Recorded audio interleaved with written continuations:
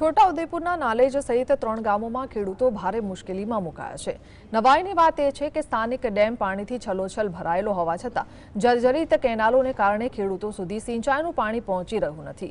વર્ષો જૂની કેનાલોમાં ઠેર ઠેર ગાબડા અને ઝાડી ઝાંખરા ઉગી નીકળ્યા છે, જેના કારણે હજારો લીટર પાણીનો વેડફાટ થઈ રહ્યો છે। વારંવારની રજૂઆતો છતાં સિંચાઈ વિભાગ દ્વારા નવી કેનાલો બનાવવામાં ન આવતા ખેડૂતો ઉગ્ર રોષ જોવા મળી રહ્યો છે।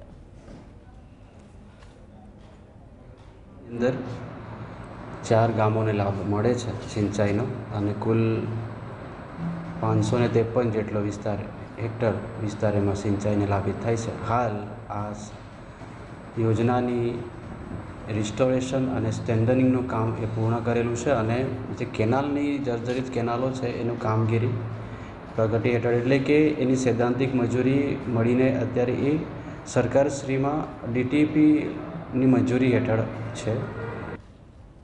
અમારા નાલેજ સિંચાઈ ડેમના કઈ સાલ પણ ડેમનું કામ ચાલતું હતું ત્યારે આ વિસ્તારના ખેડૂતોને લાભ નહોતો મળ્યો, કારણ કે કામ ચાલુ હતું।